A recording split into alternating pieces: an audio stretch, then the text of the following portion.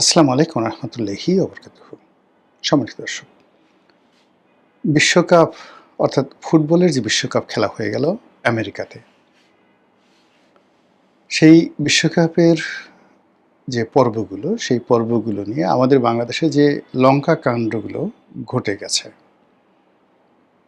এরকম অদ্ভুত ঘটনা পৃথিবীর অন্য কোনো দেশে ঘটেছে কিনা আমি জানি না।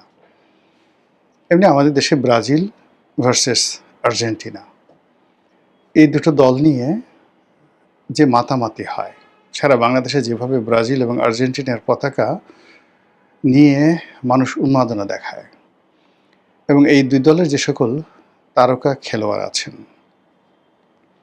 তাদেরকে যেভাবে আমাদের দেশের মানে মানুষ মাথায় করে নাচে, তাদের জন্য মারামারি করে, তাদের জন্য কাটাকাটি করে, এরকম অদ্ভুত ঘটনা ঘটেনি। এবং আর্জেন্টিনার যারা সাপোর্টার তারা ব্রাজিলকে গালাগালি করবে, ব্রাজিলের যারা সাপোর্টার তারা আর্জেন্টিনাকে গালাগালি করবে। এইবার যখন ব্রাজিল বাদ পড়ে গেল, তখন এক দফা লঙ্কা কাণ্ড ঘটল। তারপর যখন খেলতে খেলতে একেবারে ফাইনাল পর্যায়ে এসে গেল স্পেন ভার্সেস সেই আর্জেন্টিনা। তো এই খেলার রাতে, মানে যেদিন ফাইনাল খেলা হবে সেদিন ঢাকা সহ দেশের অন্যান্য জায়গাতে এই যে বাঙালি, আমাদের যে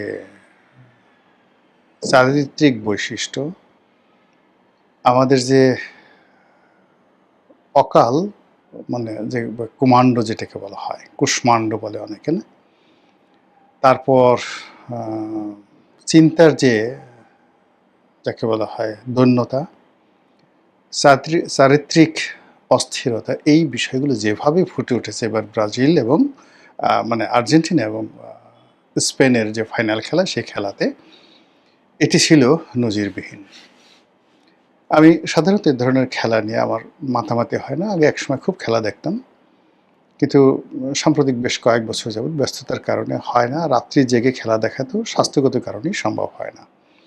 আবার পরবর্তীতে দিনের বেলাতে প্রচণ্ড ব্যস্ততার কারণে সেই খেলাগুলোর যে আবার রিপ্লে করে দেখব ইউটিউবে বা অন্য কোনো মাধ্যমে, সেটাও হয় না। কিন্তু এই খেলা নিয়ে যে সকল লঙ্কা কাণ্ড ঘটে সেগুলো আমরা আলোচনা করি, আমাদের বয়সী যারা লোকজন বা আমাদের ছেলে যারা সিনিয়র, তারা আলোচনা করি। তো এইরকম খেলার কয়েকটি ফুটেজ, কয়েকটি ঘটনা বেশ কয়েকজন নামকরা রাজনীতিবিদ তারা পাঠিয়েছেন। অনেকের সঙ্গে কথা হয়েছে এবং তার মধ্যে বিশেষ করে উল্লেখযোগ্য যার সঙ্গে আমার এই খেলা নিয়ে বেশি কথাবার্তা হয়েছে, তিনি হলেন সাবেক মন্ত্রী, একসময় ঢাকার কিংবদন্তির ছাত্রনেতা ছিলেন, মুক্তিযুদ্ধের অন্যতম বীর সেনানী কাজী ফিরোজ রশিদ। আপনারা যারা ৭০ দশকের বা ৬০-এর দশকের ছাত্র রাজনীতি সম্পর্কে খোঁজখবর রাখেন, তারা বুঝতে পারবেন যে এই ঢাকা শহরে কাজী ফিরোজ রশিদ কোন পর্যায়ের প্রভাবশালী নেতা ছিলেন। এবং এরশাদের পুরো জামানাতে তিনি অনেক গুরুত্বপূর্ণ মন্ত্রণালয়ের মন্ত্রী ছিলেন এবং বাংলাদেশের রাজনীতি তিনি যেভাবে দেখেছেন সামনে পেছনে, এর বাইরে তিনি রাজনীতির অনেক অন্দরমহলের ঘটনা জানেন। তিনি একেবারে টুঙ্গিপাড়ার মানুষ, সাবেক প্রধানমন্ত্রী শেখ হাসিনা এবং তিনি ক্লাসমেট, একই স্কুলে পড়েছেন। তারপরে তাদের মধ্যে সম্পর্কটা যখন স্কুলে পড়তেন, তুমি সম্পর্ক, যখন শেখ হাসিনা কলেজে পড়তেন, তো সম্পর্কটা এতটা পারিবারিক যে অনেক সময় কাজী ফিরোজ রশিদ তার একটা ভ্যাসপা ছিল, সেটাতে করে সাবেক প্রধানমন্ত্রীকে তিনি ইডেন কলেজে পৌঁছে দিতেন। এইরকম। তাহলে বোঝার চেষ্টা করুন, রাজনীতির বিএনপি, আওয়ামী লীগ, জামাত থেকে শুরু করে যা কিছু আছে, এর অভ্যন্তরীণ অনেকগুলো বিষয় কাজী ফিরোজ রশিদ জানেন। তিনি একজন ধনাঢ্য ব্যক্তি, ব্যবসা বাণিজ্য করেন, ওকালতি করেছেন, সব কিছুই জানেন এবং এর মধ্যে খেলাধুলাও দেখেন।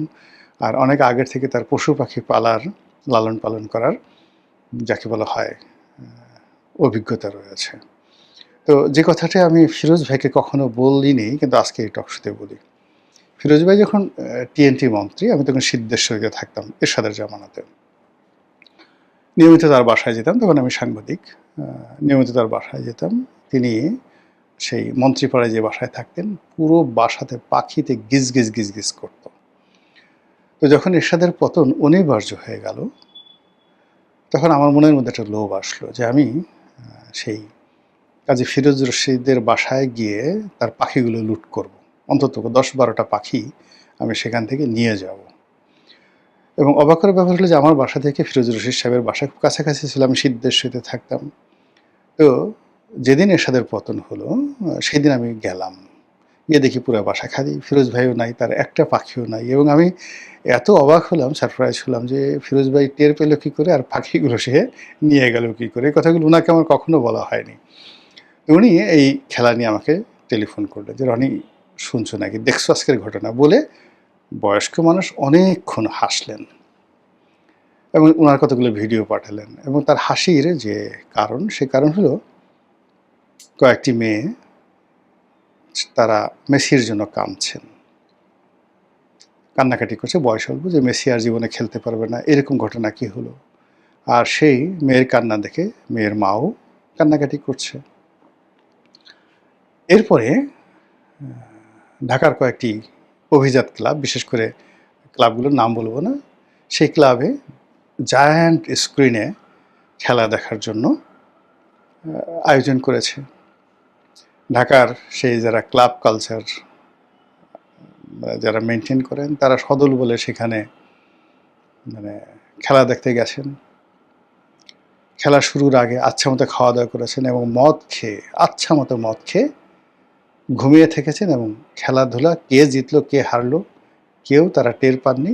সকাল 8টা-9টার পরে তাদের ঘুম ভেঙেছে এবং তারা যে যেখানে, কেউ সুপার উপর শুয়ে পড়েছে, কেউ ফ্লোরে শুয়ে পড়েছে, ওদিকে খেলা হয়ে গেছে। অথচ খেলা দেখার জন্যই কিন্তু তারা ক্লাবে গেছেন, কিন্তু খেলা না দেখে মদ, ফুর্তি, আনন্দ, নাচানাচি এগুলো করে কোন ফাঁকে যে কে বমি করেছে, কে কাপড় চোপড় নষ্ট করেছে, কে শুয়ে পড়েছে। এবং সে পুরো ক্লাবের পরিবেশ এতটা খারাপ করেছে যে কোনো ভদ্রলোক সেই ক্লাবে গিয়ে, 5 স্টার ক্লাব, খুব নাম করা ক্লাব, সেই ক্লাবে গিয়ে যে দুটো ডাল ভাত খাবেন বা কোনো একটা অনুষ্ঠান করবেন, সেই অবস্থা এই খেলার দিন ছিল না। এবারে ঢাকা বিশ্ববিদ্যালয়ে কী ঘটেছে আপনারা জানেন। ঢাকা বিশ্ববিদ্যালয়ে যে ঘটনা ঘটেছে সেটা হলো, এই জায়ান্ট স্ক্রিনে খেলা দেখার জন্য বিশ্ববিদ্যালয়ের বাইরে যারা লোকজন, তারা বিশ্ববিদ্যালয়ে ঢোকার চেষ্টা করেছে। আর বিশ্ববিদ্যালয়ের একদল যারা শিক্ষার্থী, তারা তাদেরকে ঢুকতে দেবে না। এটি নিয়ে দুই পক্ষ মারামারি, ধাক্কাধাক্কি, এবং দেখা গেল যে এই ব্যারিকেড, ঢাকা বিশ্ববিদ্যালয়ের যে ব্যারিকেড, সেটা ভেঙে যারা জায়ান্ট স্ক্রিনে খেলা দেখবে ক্যাম্পাসে দাঁড়িয়ে, তারা ঢুকে গেল সদল বলে ঢাকা বিশ্ববিদ্যালয়ে। এটাও অতীতে কখনো ঘটেনি। সবচেয়ে বেশি ঘটনা ঘটেছে পুরনো ঢাকাতে, বংশালে, নবাবপুরে, গুলিস্তানে, এবং এখানে বেশ কয়েক দফা মারামারি হয়েছে। তো মারামারির মধ্যে সবচেয়ে উল্লেখযোগ্য মারামারি যেটি হলো যে স্পেনের পক্ষের যারা খেলোয়াড়, তারাও জয়লাভ করবে এজন্য বেশ কয়েকটি গরু জবাই করে তারা যাকে বলা হয় তেহারি রান্না করে বসে আছে। আর প্রতিপক্ষ আর্জেন্টিনা যারা আছে, তারাও এইভাবে তেহারি রান্না করে ড্যাগের পর ড্যাগ তারা বসে আছে। পরবর্তীতে যখন এক পক্ষ জিতলো, অন্য পক্ষ হারলো, তখন ওই পরাজিত পক্ষ বা বিজয়ী পক্ষ একে অপরের উপর হামলা করলো। কেউ খেতে পারলো না, সবার খাবার দাবার নষ্ট করে ফেললো এবং ভীষণ রকম মারামারি, এমন মারামারি করলো যে তার পরের দিন যে ওই যে এলাকায় মারামারি হয়েছে সেই এলাকার সমস্ত দোকানপাট বন্ধ।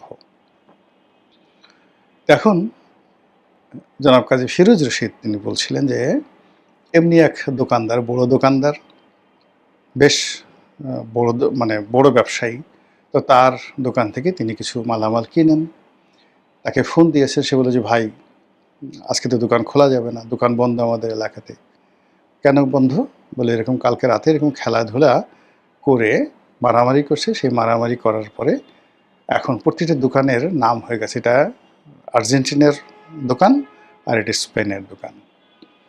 এই জন্য দুই পক্ষই ভয়ে দোকানপাট বন্ধ রেখেছে পরিস্থিতি ঠান্ডা না হওয়া পর্যন্ত। এখন যদি আমরা কোনো কারণে দোকান খুলি, প্রতিপক্ষ এসে দোকান লুট করবে। কাজে এই অবস্থা আমি আপনার কাছে মালামাল বিক্রি করতে পারবো না। তো অনেক রিকোয়েস্ট করার পরে সে রাজি হলো যে পিছনের শাটার খুলে বা মানে দরজা খুলে কোনো মতে গোপনে কিছু মাল তাকে দেওয়ার জন্য। বিকজ যে আইটেমগুলো কাজী ফিরোজ রশিদ সাহেব চাচ্ছিলেন এগুলো খুব গুরুত্বপূর্ণ ছিল।